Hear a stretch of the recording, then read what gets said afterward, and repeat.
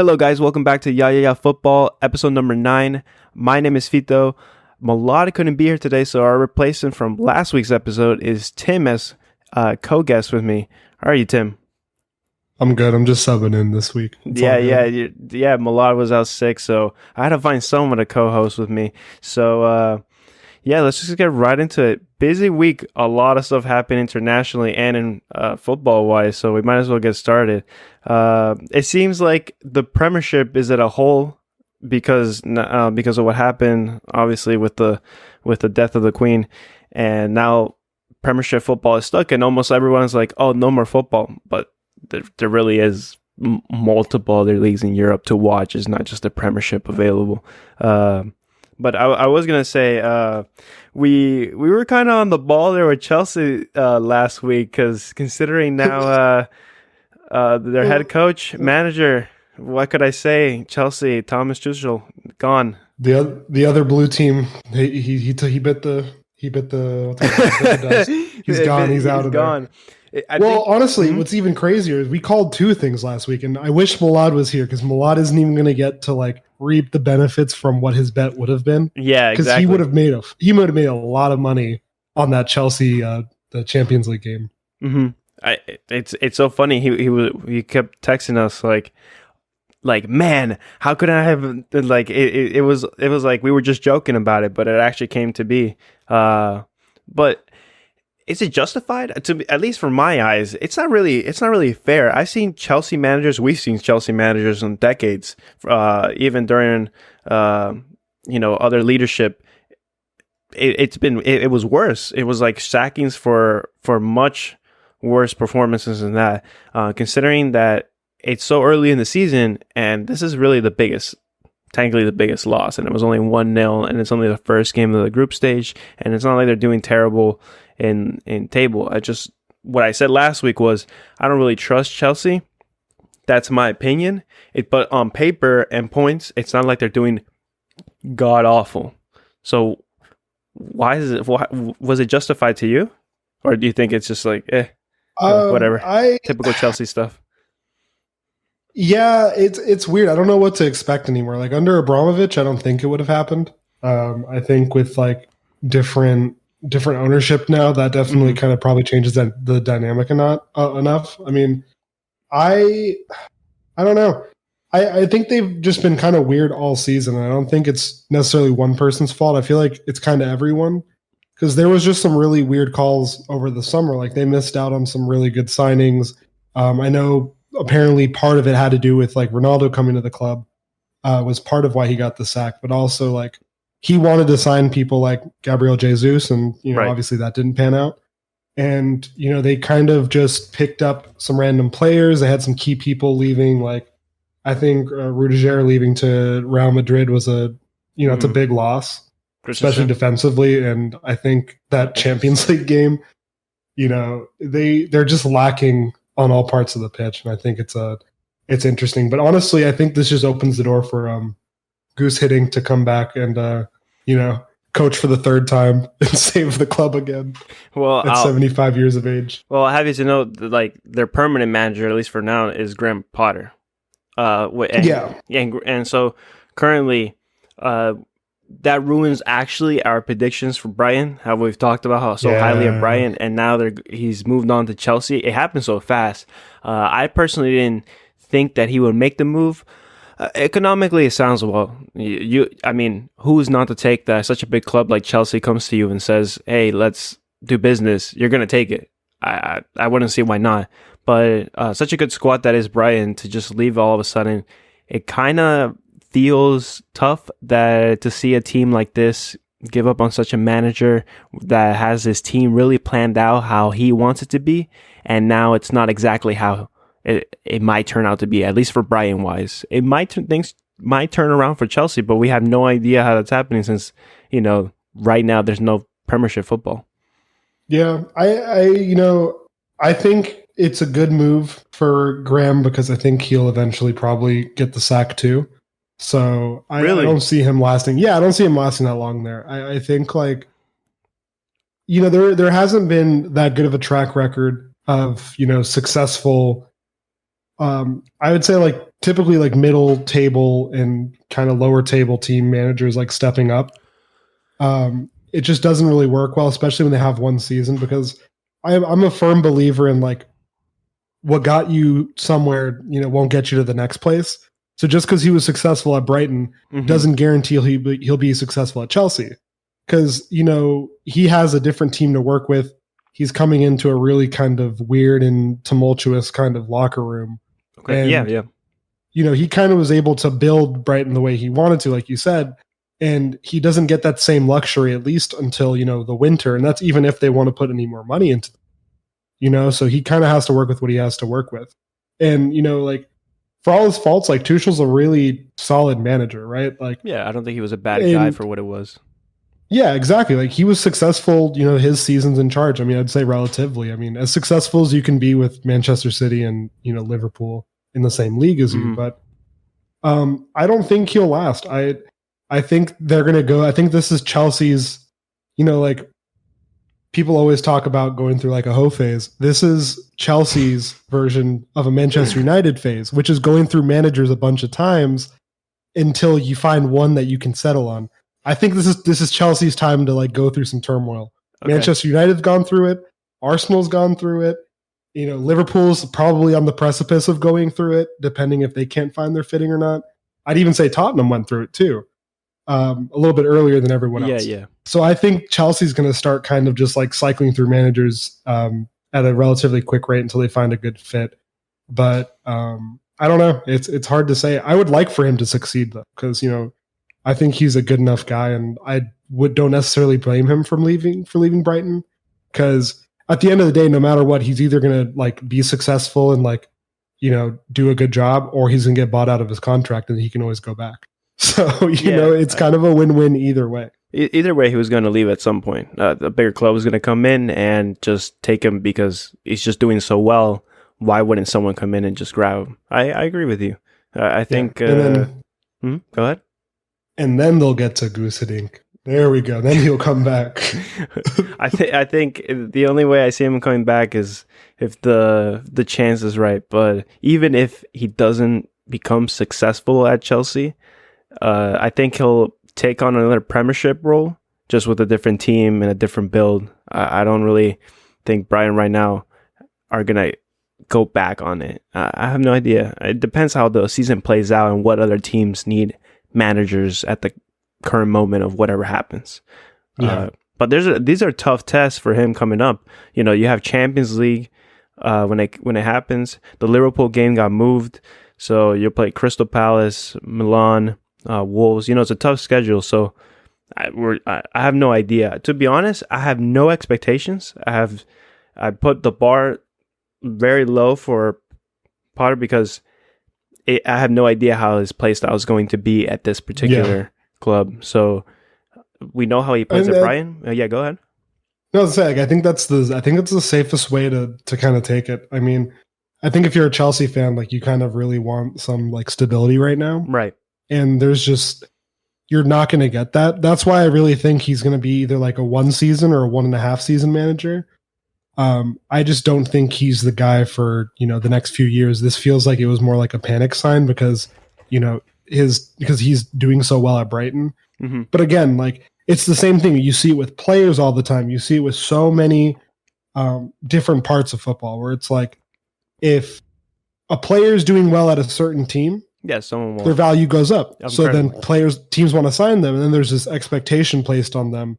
And it's kind of like an albatross where it's like just kind of slowly strangling them, and they're kind of having to like bear this weight the entire time, and they either like sink or swim. So I think like it's the same thing with Graham, but I really think this is Chelsea doing this in the interim just to find a different like kind of long-term person to helm the project. It just seems like a weird signing, honestly. Well, we're gonna have to wait on and see how that plays out. We were discussing before we even started recording a bit about the Juventus scandal that has to do a lot with VAR and how. Oh yeah, go ahead. What were you gonna say? I was saying before we talk about it. Yeah, go ahead. I just wanted to talk about the Juventus stadium. Yeah, you were I'm you were mentioning sorry. how I'm kind of impressed that you didn't know that it was called originally Juventus Stadium, and then I because of the didn't know sponsorship, that. is Allianz Stadium. Yeah, but the thing is like even when you look it up, people don't even call it the Allianz Stadium. They call it No, they call it the Juventus Juventus Stadium. Stadium. Yeah, there's a It's name in so Italian that they also say, but most people just call them as a Juventus Stadium because that's how man. originally it was called. Yeah. It just doesn't make I any mean, sense. It's sorry. it's It's like a the Camp horrible Nou. name. I'm not gonna call it the Spotify Camp Nou, even if it has the sponsorship deal. I'm gonna call it the Camp Nou. I've only known it Yeah, but like that. exactly. But that's a powerful name, right? I Like, you know, know, I like the San understand. Siro is a powerful name. Yeah, You you know, mean you wouldn't call it like Milan Arena or something like that? Is that what you're inferring? exactly. Yeah, like you're not going to call it Real Madrid Stadium. Like it's just so stupid. It's dumb. Like imagine if it wasn't the Bernabeu. Like that would have been a weird name. It's just like Hmm. yeah, like I said before that when we were talking before this, like that's like calling it Arsenal Arena or calling it, you know, Well, it was I'm trying to think what else. before Like Emirates. It was called Highbury, right? Highbury, right? The old yeah, stadium. Newcastle Field. There we go. There's Newcastle Field. Like it's just these are just weird St. James names. Like Park. Yeah, I don't get it. So I think they need a better grounds name, or they're not going to win. you're gonna have Honestly, I'm to. Yeah, predicting you're relegation within 5 seasons if they don't change the fucking name. well, let's skip on those predictions for a different moment. But at this current time, how we were discussing, a lot of people don't actually know this, but on the podcast last week, it was 1 hour and 10 minutes or so that we ramble on about predictions and how from different leagues and what we're going to talk about. But originally, it actually started. We had to cut off our VAR. Controversies that happened with Arsenal from the game of Arsenal United and the rest of the Premiership, because personally, I don't like to revolve around just one particular league, our entire football talk, because it should be a world aspect, but we mostly Yeah. just focus right now on Europe's game. So, with that being said, I realized, well, we'll bring it right back because the amount of controversies with VAR are driving people absolutely insane. To be honest with me, in my personal opinion, I really don't care. It doesn't matter to me if we have to wait 10 minutes for it doesn't take away any integrity of me, because as a neutral, I don't really care what happens. I just want the good game. Yeah. Now, at the same time, I do realize that sometimes that it could be absurd what we watch and what the referees actually do in the game. So, with what has actually been done, how about you talk about it? Because you watched it a little bit. You saw what happened. Yeah. So talk about it.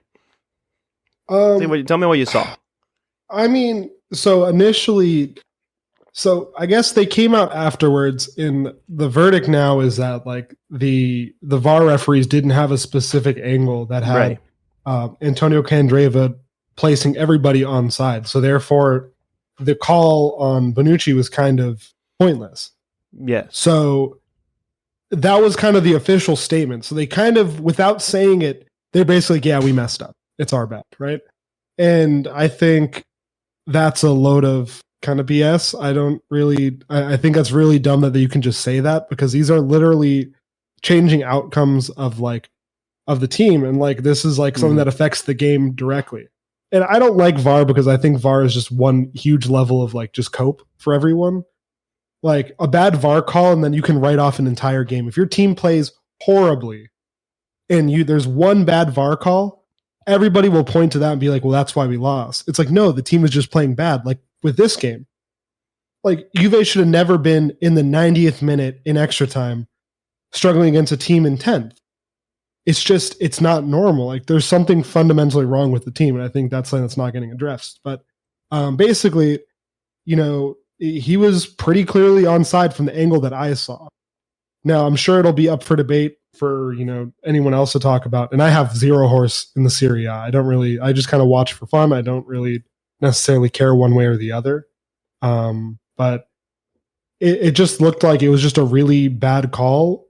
And I think it's ridiculous that they don't have access to all the angles, because I think that's kind of what you need, right, to make those decisions. Like to make something, especially something that changed the outcome that much, because that was their goal to win the game. It was 2-2, and then it was 3-2, all in the span of like 5-10 minutes or something. It was like a really short span of time from when they scored the penalty and when the winning goal would have been scored. So I think it's just a textbook example of why VAR doesn't necessarily work super well, and why we need other. If we're going to do this, like if you're going to go the technology route, you need to lean in more, and you need to make it a little more precise. Because I think like adding cameras still leads to ambiguous situations where you're still having to make these like half calls, and if you're just making ambiguous calls, what's the point of even having it? You might as well just go back to having assistant referees and the referees and the linesmen kind of confer and talk about what they saw.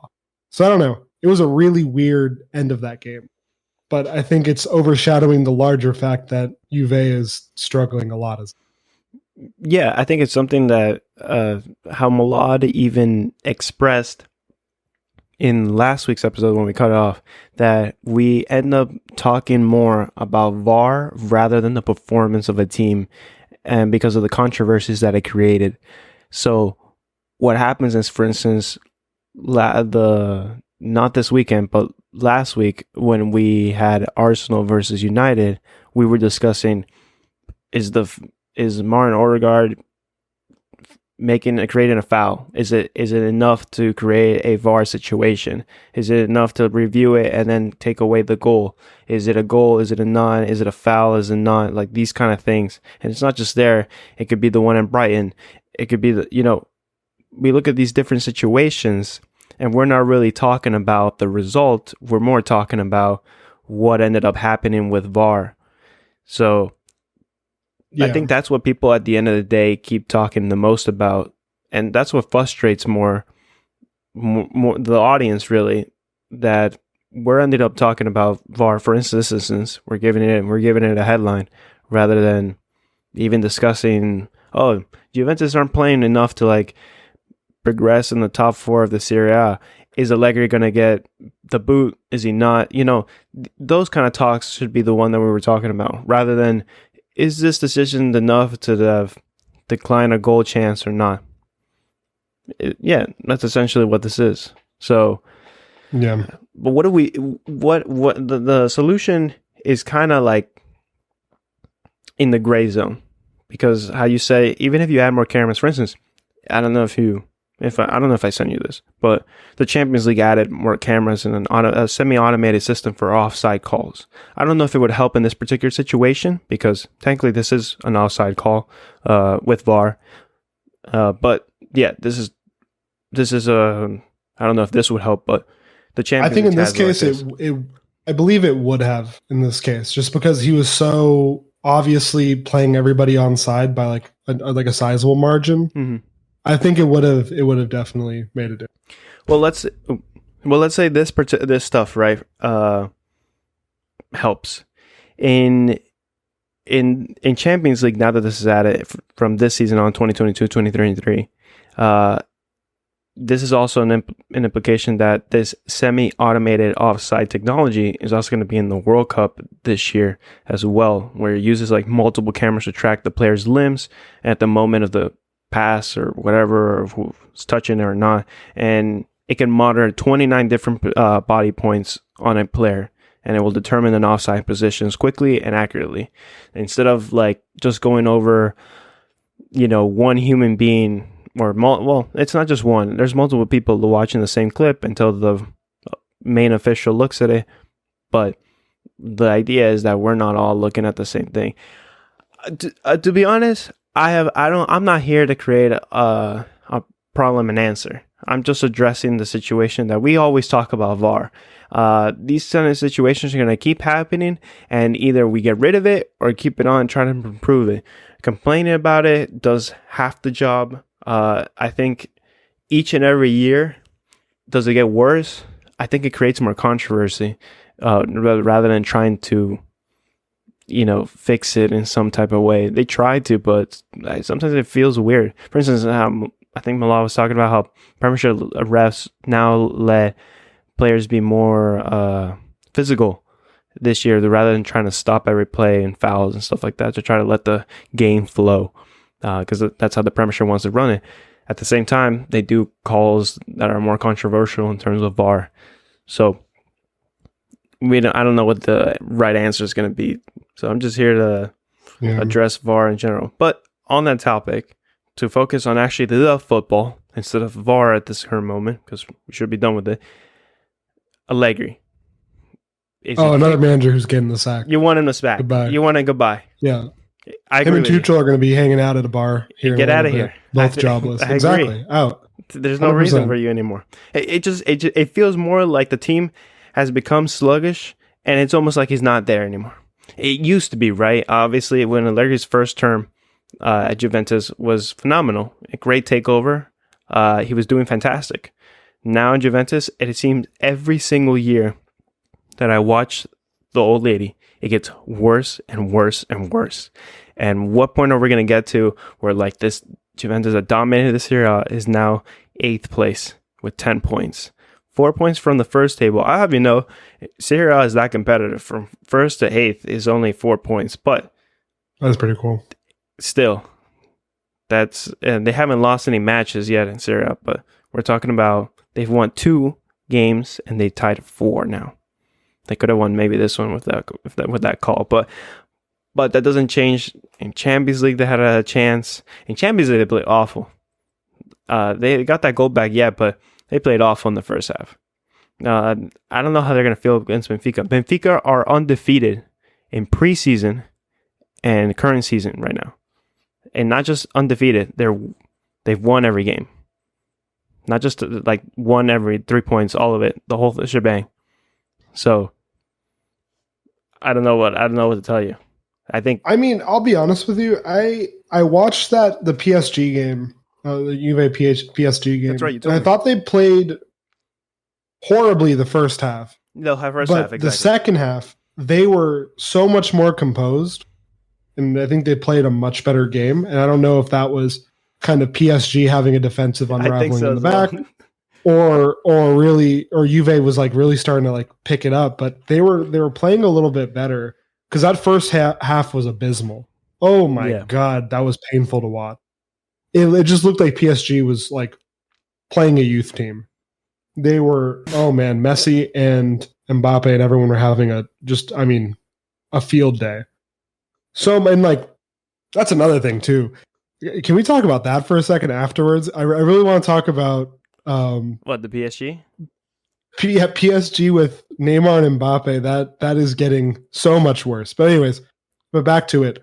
Back to what we're talking about. We'll talk about that in a second. But I think watching that game, it was kind of refreshing to see that like when the 3-5-2 is working, it really is a good formation for them. And I think that's what they need to stick to.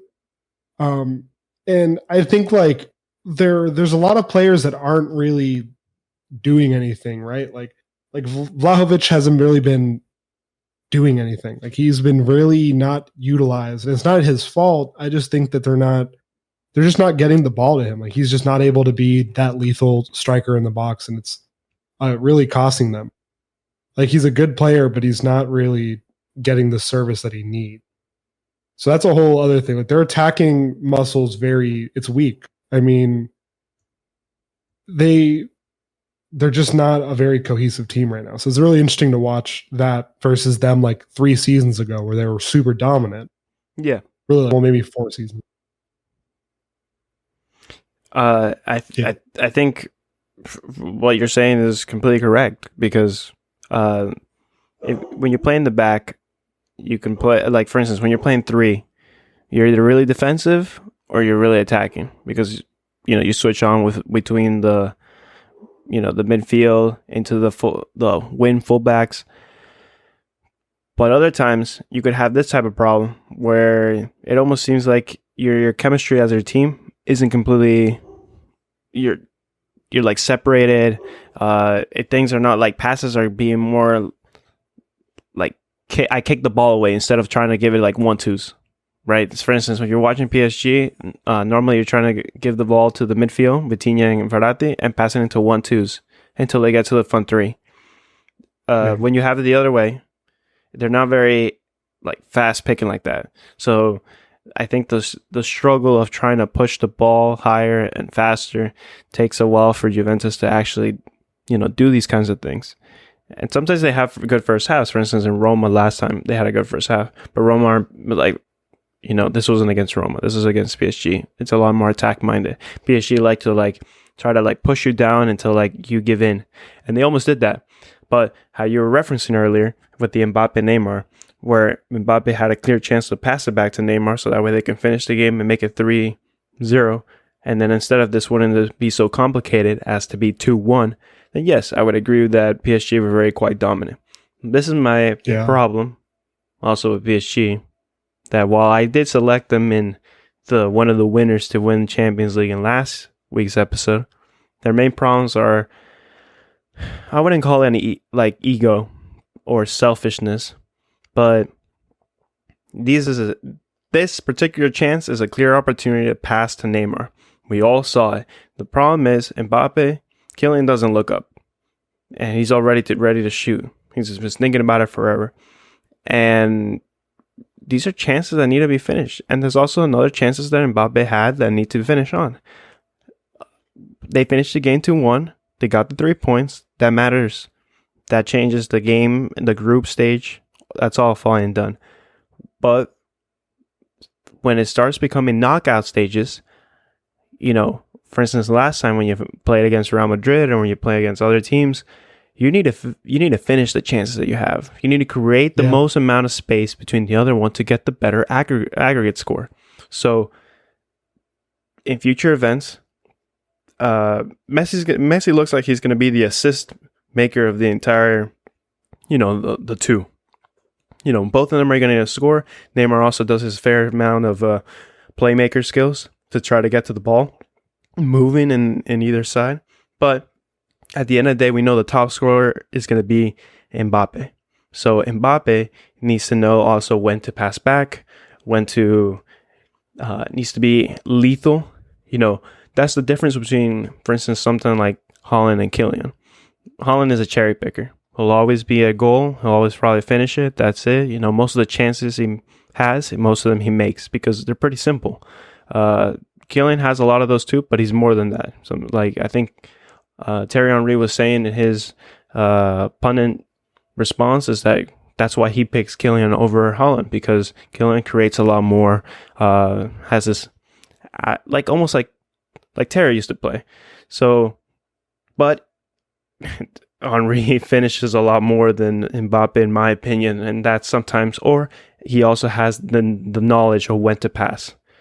I think Kylian needs to focus a little bit more on that in his game to try to push on, because winning 2-1 during the week and then winning 1-0 in the weekend, it's good enough for now, but when the season starts to pick up, where are we going to be? So that's what I have for PSG.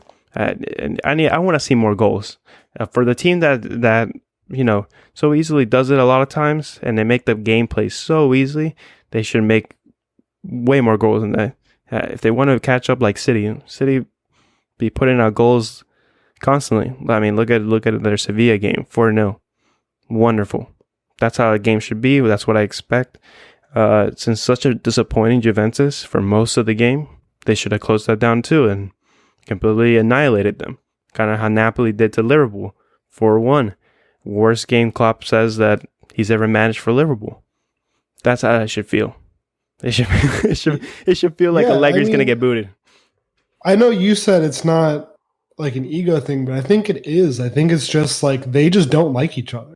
There's so well documented the issues that Neymar and Mbappe have. So for you, it's like you really think they just don't get along. Yeah, I think that's exactly what it is. I genuinely believe in that moment he would rather have tried to score that goal than let Neymar score that goal. It was such a clear and obvious thing. He was running that ball. They were both running them down. Half the field. I have the clip in front of me. No, I know. I just have a question for you. What happened? Yeah. What happened to that relationship? When we watch, for instance, both of them came onto the same team at almost around the same time. So what changed to make Mbappe be this way? Was it his elevation to World Cup glory? Was it now that he's one of the most worth, possibly the most worth player on the team? What I don't even changed think it's in his that. mind? I think it's Neymar doesn't fucking pass either. So Well, I think it's both. I think it's just them being spiteful towards each other. well, you I say don't that, think it's but like a money thing. well, let me But give like, you the gist of it all. In this particular league, right, in Ligue 1, Neymar has double in, for instance, in 7 matches, he has 8 goals and six assists in this particular campaign, just in league alone. Compare, and in other times, for instance, in the year before that when he was previously injured, it was 22-13. So 22 goals, 13 assists. So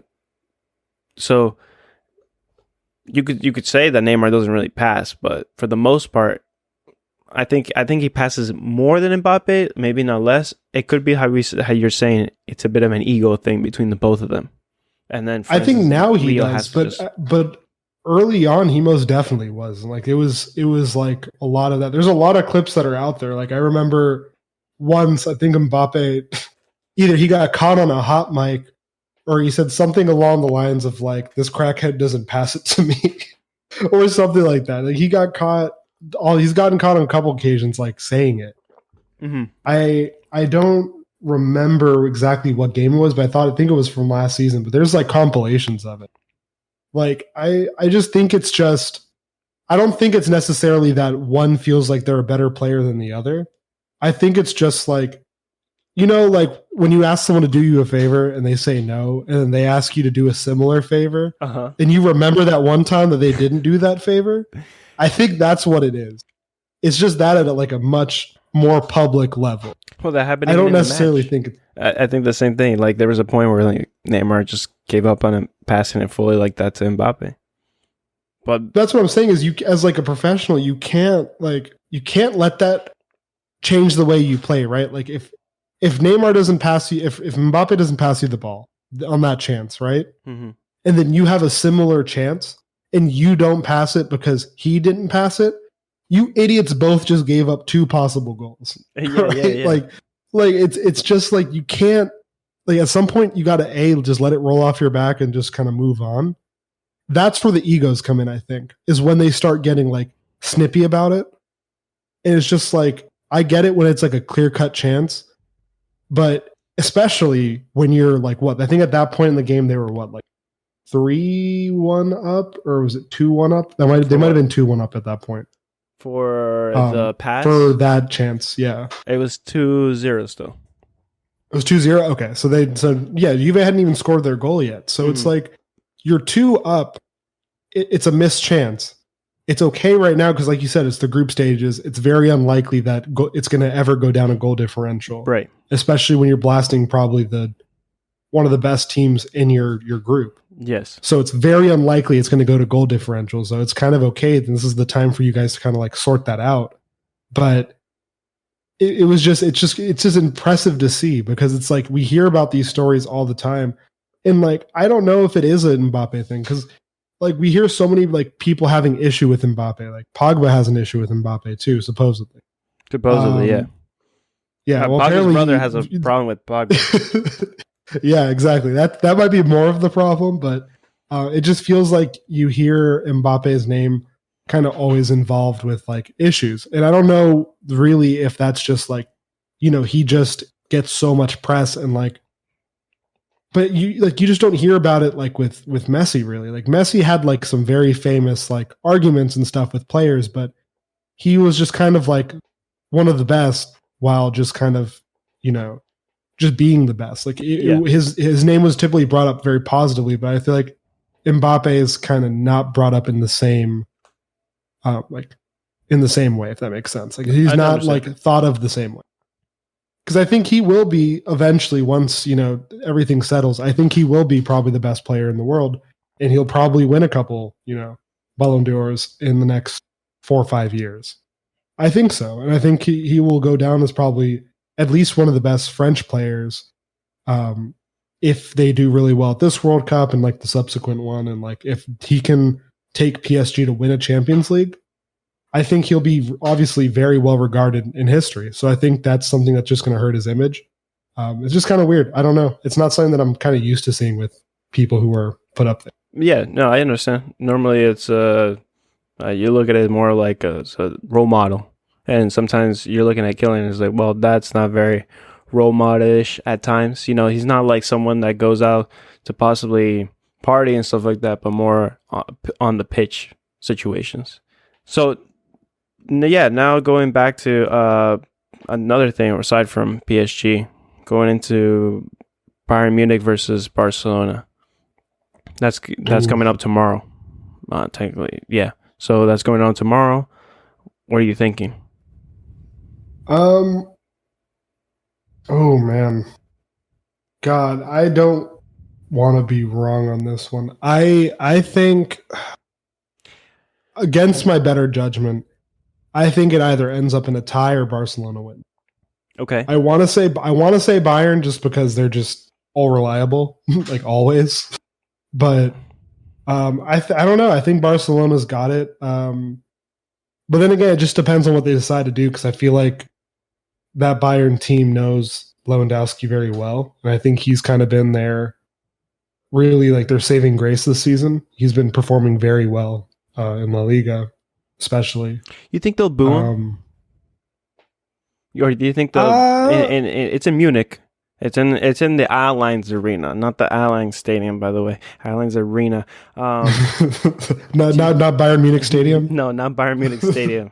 And even if there was an Allianz Arena, it wouldn't. It wasn't. It's not called that. It's called. Yeah. Anyways, do you think they'll boo him? What do you think? Respect? I think personally, I think it'd be very hypocritical if they booed him when he came because they stole him from Dortmund, and that was their biggest rival. Yeah. You know what I mean? Like, you can't get mad when someone does the same thing to you because I feel like Bayern Munich and Barcelona have this like weird unspoken rivalry, and maybe it's not taken as seriously after the infamous game that we shall not speak of. Yeah, I mean, both teams have thrashed each other every time they've played, whether it be in 2012 or 2015 or even most recently during COVID, the 2020 season. They love thrashing each other in aggregate or in general. So yeah, and I think they have that kind of that rivalry. So maybe the fans might feel that kind of way. But for me personally, I feel like that's a very hypocritical to do that because you were cool taking him from Dortmund, so you got to be cool when people would want to take him elsewhere. So he gave a lot of good years to the club, and I mean, you couldn't have asked for more from him. I think it's being very a lot of selfish to ask any more from Robert. I think he's a legend. Mm-hmm. I would consider him, a Bayern Munich legend. Why not? A Bundesliga legend for sure. Definitely. Oh yeah. The league itself has benefited so much from having Robert Lewandowski in the league, and now Barcelona are taking that privilege of having him on his team. Has changed immensely. Barcelona seem one of the best teams to watch right now, which is incredible considering now they won their Champions League game 5-1 comfortably. They won over the weekend 4-0 comfortably. They've only he almost had a 1-to-1 for appearances to goals. That's crazy. And he 253 appearances, 238 goals. And think about his time there. We're talking that about was over an 8-year span, but still a 34-year-old guy doing this amount of stuff. But yeah, right now he is leading in goals in La Liga. 5 appearances, 6 goals, 2 assists. So he's doing. That's what I'm saying. He's their bright spot this season. So I mean, it's either a good thing or a bad thing going in this game because they're so familiar with him. But it'll be interesting, and I mean, they're going to have a hell of a time with Mane playing as well. That'll be interesting to see that matchup, and see how he kind of plays. Cause, another player's doing really well. Yeah, I'm interested to see how it goes, but it's going to be a very different Bayern Munich because they're obviously without Lewandowski, so you have to change the way you play, and you don't have at least to the same degree, you don't have the same lethal point man in the box to kind of rely on to poach you a couple goals. You just don't have that. So I haven't really watched much of Bayern this season either, so I have to. They've really struggled sometimes in Bundesliga. Actually, I was going to mention to you that they have tied 3 games, especially in this weekend. They tied to Stuttgart. It ended 2-2. So while Bayern do have the capability of thrashing teams, they also have the humanity in them to spare everyone from closing the season off so early. At least that's what I'm thinking. At least because right now, I still think the craziest thing is Union Berlin is in first. That's wild. Union Berlin are in first place, and then Freiburg a close second. Mm-hmm. But it's not like Bayern Munich are completely rolled out. They haven't lost a game yet. It's just a couple of ties. They have an immense goal difference. So to watch them play, it could always be pretty interesting. You never know. Maybe they can turn around on Barcelona. I think it will be close. I think either side will probably win it. I'm not going to guarantee a win for Barcelona or Bayern Munich, but I think the game will be like a 2-1 or something like that. I think it'll be close. I would say, like, basing it on form, I think if you look at it just on form alone, I think Barcelona's going into this game a little bit hotter. Yeah. I think I want to go Barcelona because of that, but you can never count out Bayern. They're just such a, like I said, just a very consistent team. Definitely. And there's still a lot of talent. Lewandowski or not, still solid. Yeah, 100%. Well, I think that's it for us. We're not going to really talk much yet because I wanna wait until the Premiership is back, and now that it's almost over, so then we can talk about the scheduling. I like to do that with Malad because he's been fed up with the scheduling for his team on how his Europa League games are gonna go and what's his schedule gonna look like and stuff. So once that's all sorted out, we can get him in here and stuff like that. And thanks, Tim, for coming on to help me out with this. Appreciate it. Yeah, no, thanks for having me. I appreciated my minutes, coach. Yeah. It's coming off from the sub bench. Make sure to check us out on Spotify, Yeah Football. And if you're watching on YouTube, it's always on Yeah Football. This episode will be out right before Champions League, so make sure to tune in. I might change the schedule to have game come out on Tuesdays because honestly, I just prefer the game to come out on Tuesday now that we have Champions League on Tuesdays and Wednesdays. I don't know what it is. I just like having the podcast right before the game or something like that. So I might change it. I might not. I don't know. It depends how I feel. Tune in next week. Yeah, tune in next week to see if it comes out on Monday or Tuesday. But yeah, thank you so much for watching. If you're listening, I appreciate it so much. I like to also have it out on listening on Spotify. I always think it's pretty interesting to listen on the platform as well. So yeah, make sure to check either of those out. And thank you so much. Check us out on next week and see what day it'll go on. Tuesday or Monday. Thank you. Bye.